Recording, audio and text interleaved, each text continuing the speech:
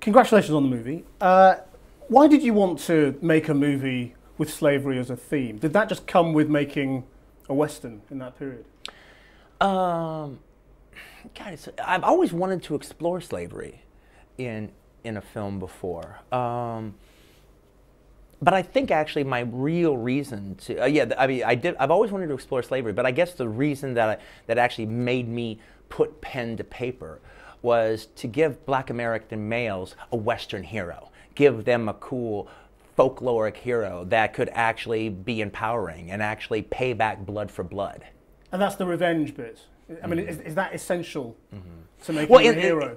In the case of laying waste to a genocidal white racist class in the institution of slavery, yes, that would be the reason to do it, as opposed to just a historical story where this happens and this happens and this happens and this happens and that happens.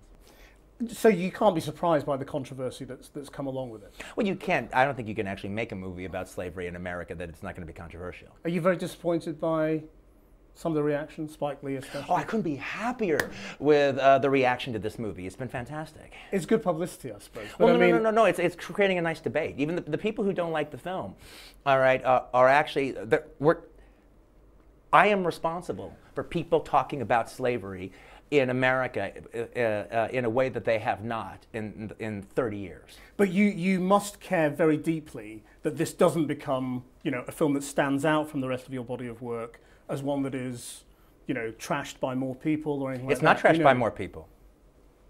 What you're saying is not correct. It's not trashed by more people. I'm not saying it is. I'm saying that are you concerned? I mean, no, I'm not talking about the movie right now. You're talking about, I'm talking about there is actually a dialogue going on about slavery right now that has not been happening at all. It's a subject people are afraid to talk about. And now because of this movie, people aren't afraid to talk about it. People are talking about it.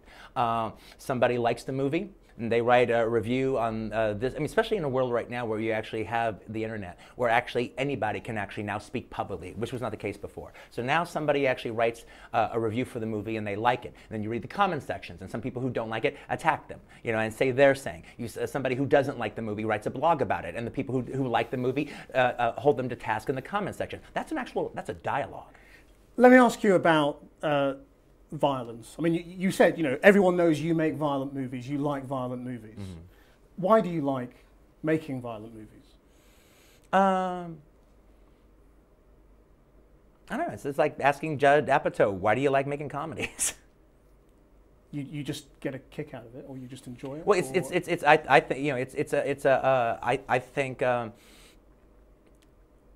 think it's good cinema. I consider it good cinema. You sit there in a movie theater when these cathartic violent scenes happen. I'm talking about the cathartic violent scenes. I'm not talking about there's two types of violence in this movie.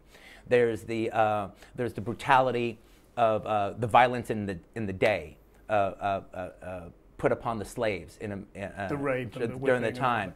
I don't think there's any rape going on in the movie. All right, but there's brutality to the slaves.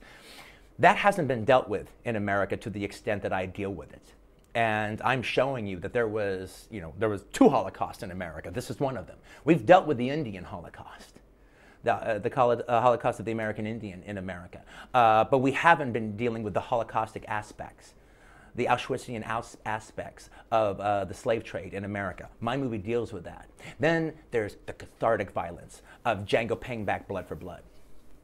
And that's why, is that why you think people like watching violent movies? People who are not violent people? Or twisted people in any way, but why it's okay to go into a movie and enjoy the violence? Yeah, well, it's a movie. It's a fantasy. It's a fantasy. It's not real life. It's a fantasy. You go and you watch a kung fu movie, and one guy takes on 100 people in a restaurant. That's fun. But why are you so sure that there's no link between enjoying movie violence and enjoying real violence? I'm going to tell you why I'm so sure. Don't ask me a question like that. I'm not biting. I refuse your question. Why? Because I refuse your question. I'm not your slave and you're not my master. You can't make me dance to your tune. I'm not a monkey. I can't make you answer anything. I'm asking you interesting questions. And I'm saying I refuse. Okay. Well, no, I was just asking you why. That's fine. But you see, Jamie Foxx has said we can't turn our back and say that violence in films Well, or then you should anything talk that to we Jamie do Foxx. doesn't have a Then sort you of should talk to influence. Jamie Foxx about that. And I think he's actually here, so you can. I'd love to, but I mean, you know, it's interesting that you have a different view, and I'm just trying to explore that. Yeah, and I don't want to. Well, Because I'm here to sell my movie. This is a commercial for the movie. Make no mistake. Well, you And interviews. Yeah, so, yeah. So you don't want to talk about anything serious. I don't want to talk about what you want to talk about. I don't want to talk about the implications of violence. I haven't wanted. I've been because the reason I don't want to talk about it because I've said everything I have to say about it. If anyone cares what I have to say about it, they can Google me and they can look for 20 years what I have to say about it. I haven't changed my opinion one iota. No, but you haven't fleshed it out. That's the only reason. It's not my job to flesh it out. No, it's my job to try and ask you to. And I'm shutting your butt down. And that's entirely your This your, is a your commercial right. from my movie. No, I know, but it's my job to try and explore some serious themes as well. I'm sure. Well, I invite you to explore some serious things, but not things that I have already been on the record for talking about. Well, violence is such a big part of all of your movies, and it's an enjoyable part of your movies for so many people, and that's why I'm talking about this, because it's a very sensitive time at the moment. I mean, the Vice President is talking to people in the movie industry today about violence in response to and you know where I stand on it. Which is that there's no relationship. And yes. But you haven't said why you think there's no relationship. It's none of your damn business what I think about that. Well, it's my job to ask you why you think that. And I'm you're saying very influential. No.